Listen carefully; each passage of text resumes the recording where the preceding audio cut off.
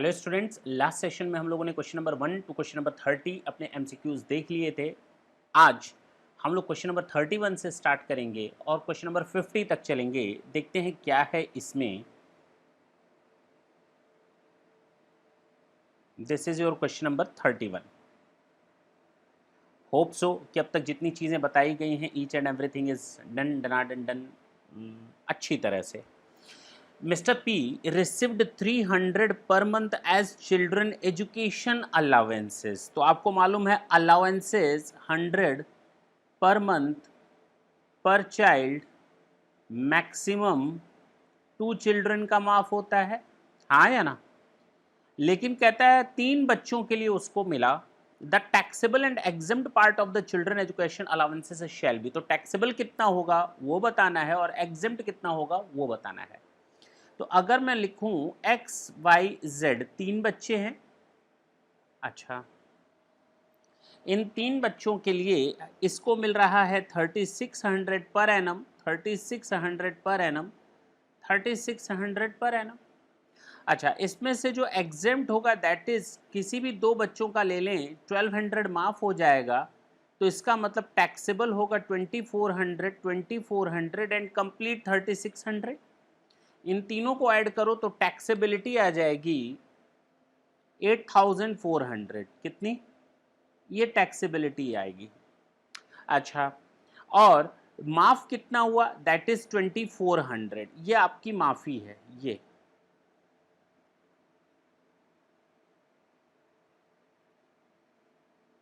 ये आपका माफ है। तो माफ कितना है 2400। पहले क्या बताना है, क्वेश्चन को ढंग से देखें। पहले हमें टैक्सेबल बताना है, तो टैक्सेबल है 8400। तो पहला ही आंसर दिख रहा है 8400, बाकी किसी में तो है ही नहीं 8400। तो 8400 टैक्सेबल एंड 2400 एग्जेम्प्ट, दोनों आंसर मिल गए इसमें। तो answer number A. Question number 32 देखते हैं। Allowances for transport is exempt.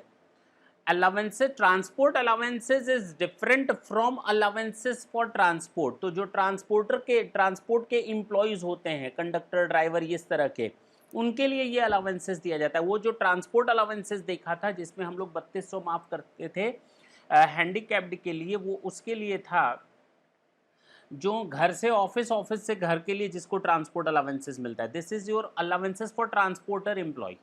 तो ट्रांसपोर्ट एम्प्लॉयज़ के लिए कहा गया हमें याद होगा, तो हमें मालूम है 70% ऑफ दैट अमाउंट और 10,000 per month whichever is less. तो ये दोनों सही हैं। तो lower of A and B, 10,000 per month और 70% of the allowances whichever is lower. The answer is C. The answer is C. Question number 33 देखते हैं। Mr. P is employed in PC Limited Transporters as a cabin driver. He is paid 15,000 per month during 1920। ठीक है, 1920 कोई changes तो आए नहीं है इसमें 2021 में। As allowances for meeting his personal expenditure in the course of running goods vehicle, Mr. P doesn't receive same वही। ये इसी का आंसर पूछ रहा है। तो 70% ऑफ दिस अलाउंसेस और 10,000 per month whichever is less. Actual में मिल कितना रहा है 15,000 पर मंथ। तो 12 महीने में कितना मिला 1,80,000। तो 1,80,000 का 70% और 10,000 पर मंथ 12 मंथ तक। तो पहले दूसरे का आंसर आ जाएगा 1,20,000 और 180 का 70% होता है 1,26,000। तो दोनों में से जो कम होगा वो माफ हो जाएगा। तो माफ कितना होगा 1,20,000। The answer is B. चल सकते हैं आगे, ऊपर वाले का ही ये रिपीटेशन था। Gift received 51,000 from employer is taxable. 51,000 employer से मिलता है गिफ्ट, तो एम्प्लॉय के हाथ में टैक्सेबल होगा सैलरी, लेकिन 5,000 तक गिफ्ट माफ है ना। तो 46,000 को टैक्सेबल कर दीजिए ना। Mr. Sridhar was provided with a loan at a concessional rate by his employer for the purpose of determining the perquisite's value of the same. The lending rate of SBI as on is required। अगर मैंने आपको ये बताया तो है ही theory में कि जब हम लोग लेंडिंग रेट लेते हैं SBI का, भाई मालिक ने हमको 5% के हिसाब से लोन दिया। मालिक ने हमको कितने पर दिया 5%। जबकि वही अमाउंट लोन का अगर मैं बैंक से लेता then it would be at 9%। हमें मालिक ने दिया 5% पर, बैंक से मैं लेता तो 9%। कौन सा बैंक? तो हमेशा जब यहाँ पर परक्विजिट्स कैलकुलेट करेंगे तो हमेशा SBI के लेंडिंग रेट लेंगे। हमारा अकाउंट आईसीआईसीआई में है, एचडीएफसी में है, कैनरा में है, किसी भी बैंक में है, doesn't mean at all here we are needed to compare it with the SBI lending rate. अच्छा, यानी हमेशा हम परक्विजिट्स कैलकुलेट करते समय एसबीआई बैंक को लेंगे और किस डेट का रेट लेंगे। Date by date rate change होते हैं, इस महीने कुछ और रेट है, 2 महीने बाद कुछ और रेट हो जाएगा, नोबडी नोज। तो किस रेट को लें, तो कहा गया टेंशन मत लो, जिस साल का ये केस है प्रीवियस ईयर का, उस प्रीवियस ईयर के रेलिवेंट प्रीवियस ईयर के 1 अप्रैल में जो एसबीआई का लेंडिंग रेट होगा ना, उसको आप पिक कर लेंगे। तो first of the relevant previous year उसके लेंडिंग रेट्स को आप प्रिवेल करेंगे, यूज करेंगे। Children born out of multiple birth after the first child, एक पहला बच्चा आया सिंगल था, नॉर्मल वही होता है। दूसरी बार जब बच्चे पैदा हुए तो वो जुड़वा हो गए, तो अब हम ये नहीं कहेंगे हमारे 3 बच्चे। For the purpose of taxation we will count them only 2 for the purpose of getting the benefit of all these things. तो इनकम टैक्स का बेनिफिट लेने के लिए हम उन्हें 2 बच्चे ही कंसिडर करेंगे। Is it clear? पहले बार में ही अगर जुड़वा हो जाए तो वो मालूम है 2 हो गए, तो अब दूसरी बार के बच्चे तीसरे बच्चे को कैलकुलेट नहीं करेंगे, वो 2 ही माने जाएंगे। Is it clear? जी सर। तो कहा गया पहले बच्चे के बाद अगर 2 बच्चे आते मल्टीपल बर्थ, तो उसको क्या माना जाएगा, उनको 2 ही बच्चे माना जाएगा और सारे के सारे उनको एग्जेम्पशंस दिए जाएंगे।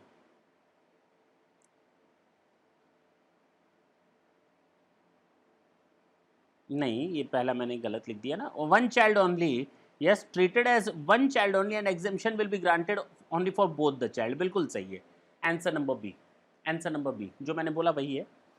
चलिए, value of perquisites in case of rent free accommodation given to government employee will be, rent free accommodation अगर गवर्नमेंट एम्प्लॉई को दिया जा रहा है तो लाइसेंस फीस, गवर्नमेंट एम्प्लॉय के केस में लाइसेंस फीस ना 10%, ना 15%, ना 7.5%।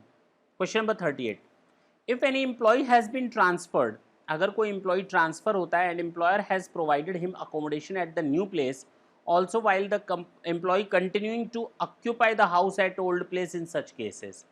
मान लो मेरे यहाँ एक एम्प्लॉय काम करता है, मैंने उसको कहा जाओ दूसरे शहर में अब तुम काम करो, वो तुरंत अपने बीवी बच्चों और सामान को उठाएगा और दूसरे शहर में चला जाएगा और काम करना शुरू कर देगा। सर ऐसे कैसी बात करते हैं आप, घर छोड़ने में टाइम लगता है, दूसरी जगह घर ढूंढने में टाइम लगता है। यहाँ घर छोड़ करके फुटपाथ पर आकर बैठेगा तब जाकर दूसरी जगह घर लेगा क्या? ऐसा नहीं है, वो इस घर में रह रहा है, रहने दो। वो दूसरे शहर में जा रहा है, वहाँ घर लेने दो। हो सकता है ट्रांसफ़र में टाइम लग जाए, ऐसा नहीं है जिस दिन हमको वहाँ घर मिला एक झटके से सारा सामान वहाँ शिफ्ट हो जाएगा ना, इट विल टेक टाइम। तो पहली चीज़ घर ढूंढने में, घर ढूंढने से लेकर उस घर को खाली कराने में, उस घर को खाली कराने से लेकर अपने सामान को शिफ्ट कराने में, मूव कराने में, shakers and movers, shakers and packers, तो वहाँ तक जाने में हमें टाइम लगता है। तो 90 days time period has been given to you. इन दोनों घरों की वैल्यू, अब तक आपके ऊपर एक घर का करंट फ्री अकोमोडेशन मिलता था, अब आपने 2-2 घर ऑक्यूपाई कर रखे हैं, मजबूरी है, 2-2 घर ऑक्यूपाई कर रखे। तो एक काम करो, दोनों का रेंट फ्री अकोमोडेशन की वैल्यू निकाल लो परक्विजिट्स।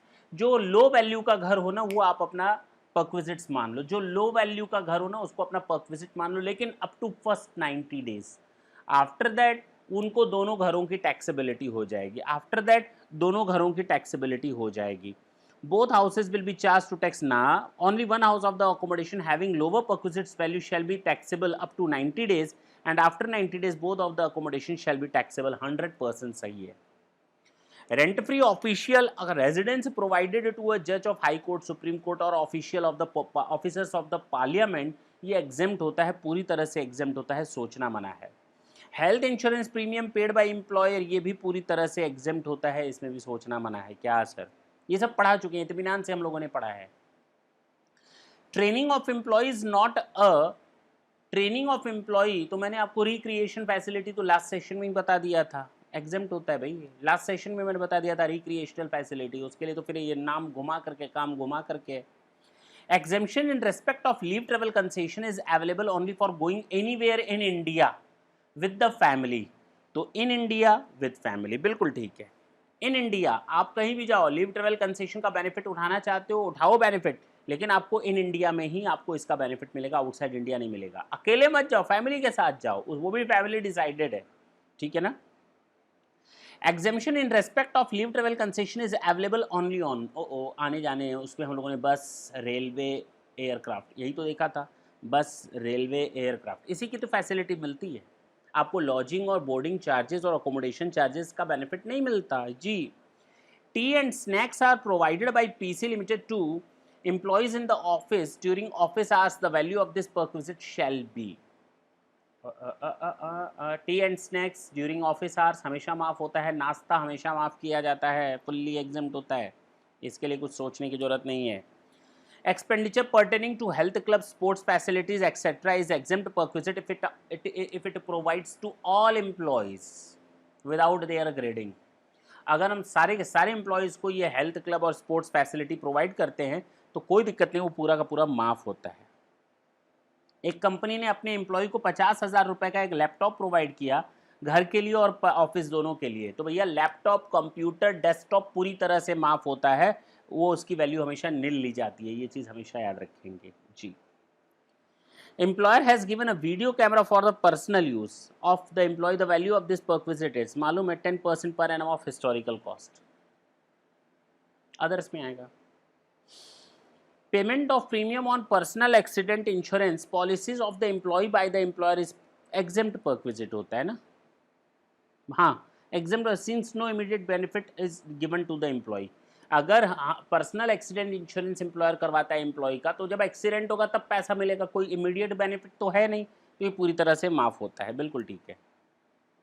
आ गए, लास्ट होने वाला है, देखो कितना, अगर आपकी थ्योरी ढंग से तैयार है तो हम लोग के एमसीक्यूज में तो कोई टाइम ही नहीं लग रहा है, क्वेश्चन पढ़ नहीं रहे, आंसर दिमाग में है, वो तब जब आपकी थ्योरेटिकल कंसेप्ट पूरी तरह से क्लियर है, ये चीज़ याद रखेंगे। Mr. P is an employee of JSPC, which is an oil manufacturing company. He is provided with free gas. तो ऑयल मैन्युफैक्चरिंग तो उसके अपने रिसोर्सेज से दिया जा रहा है, अपने रिसोर्सेज से अगर एम्प्लॉयर अपने एम्प्लॉई को गैस फैसिलिटी देगा तो उसकी कॉस्ट, मैन्युफैक्चरिंग कॉस्ट मान ली जाएगी हमारी।